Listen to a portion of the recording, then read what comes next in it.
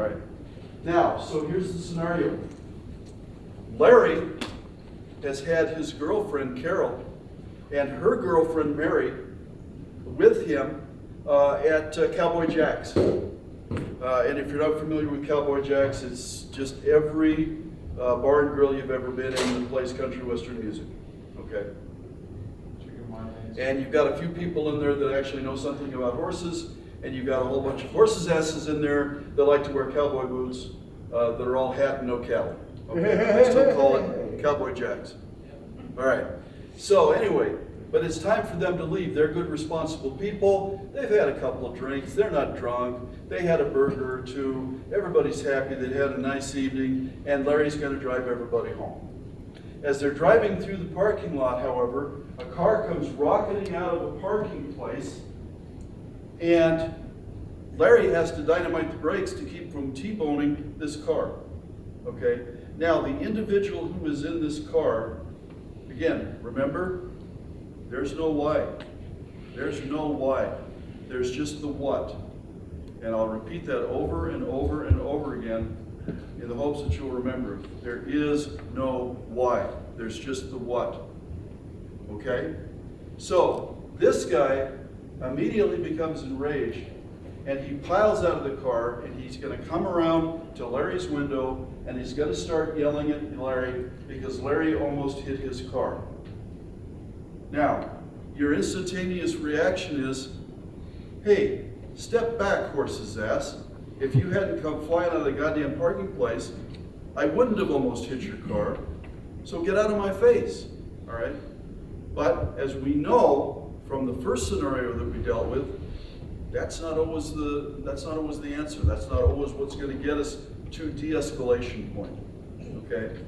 So, as the escalation develops and he's becoming more and more angry, and Larry's smart enough not to get out of the car, okay?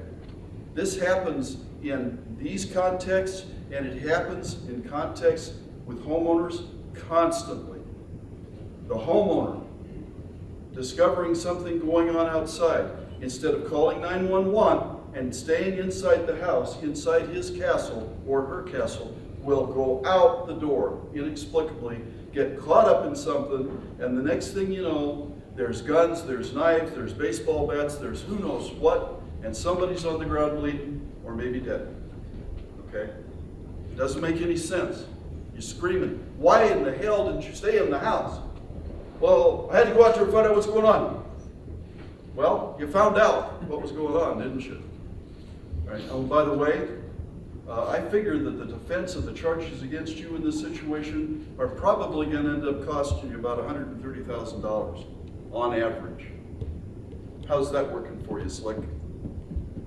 Well, you attorneys charge a lot of money. Yes, we do.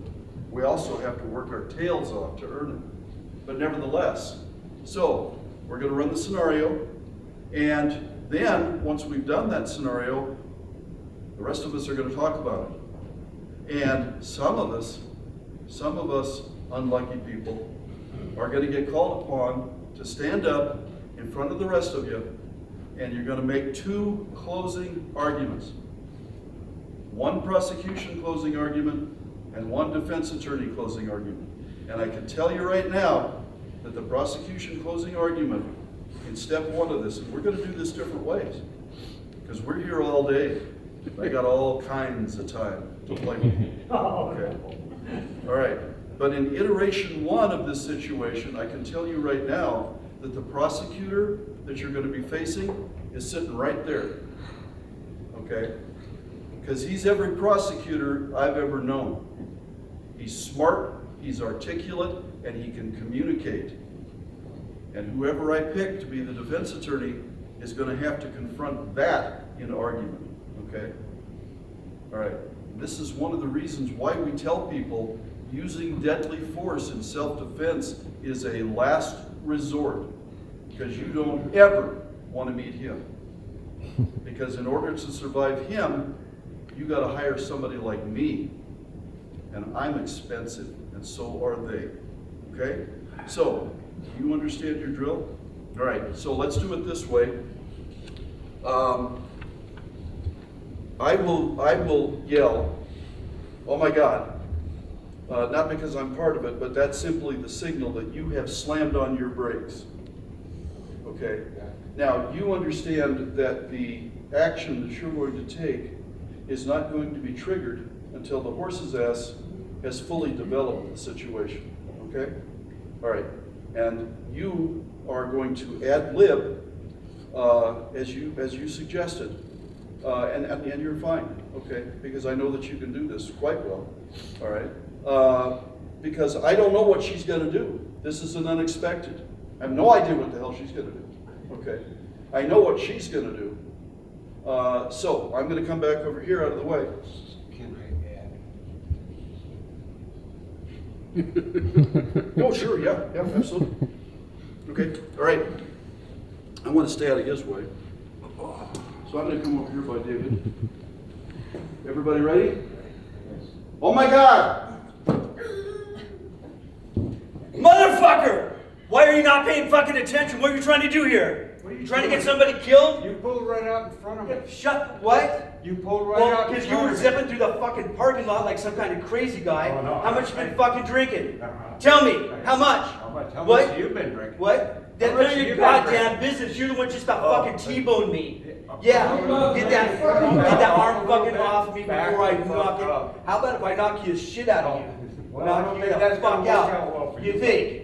Really? Yeah, really. Yeah, really? Yeah, Let's really. fucking find out. Larry, you gotta get us out of here. Something's gonna happen. Get out of here. Get out of here. Oh my God. Oh my God. Oh my God. You like that? You like that? Hey, You like call that? 911. You like that? You ain't You gonna like that? This ain't gonna be You like pretty, that? How my much friend. more? Yeah, All right, yeah, back up. yeah. Now.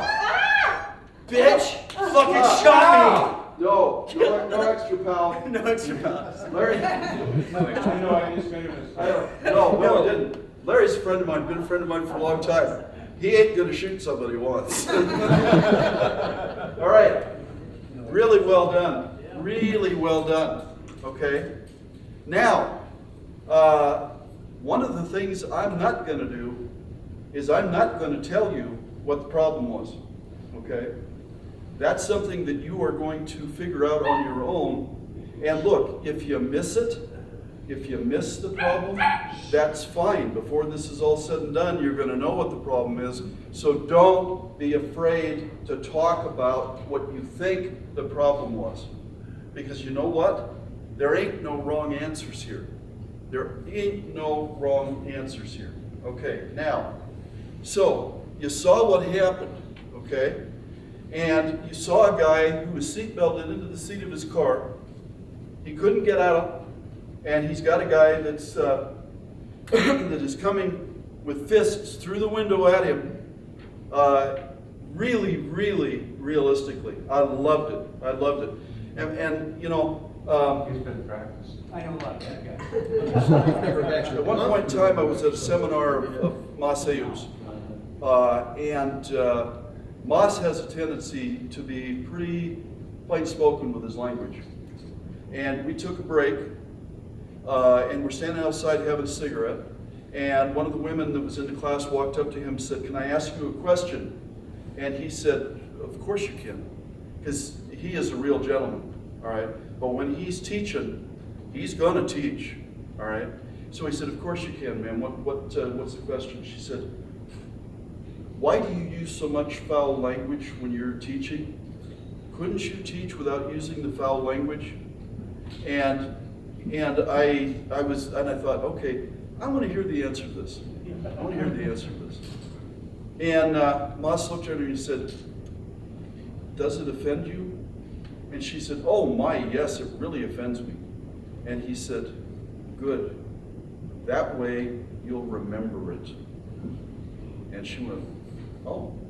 And she turned around and walked away without another word. Right? And then he looked at me and kind of smiled and winked. But I realized what he was communicating, okay? If you try to teach self-defense, which involves confrontations between people, and you do not include or you try to sanitize it, you are going to give people a completely wrong impression of what the reality can be. And then if they're suddenly confronted with the reality, they're having to waste time processing that information instead of realizing, hey, this is real.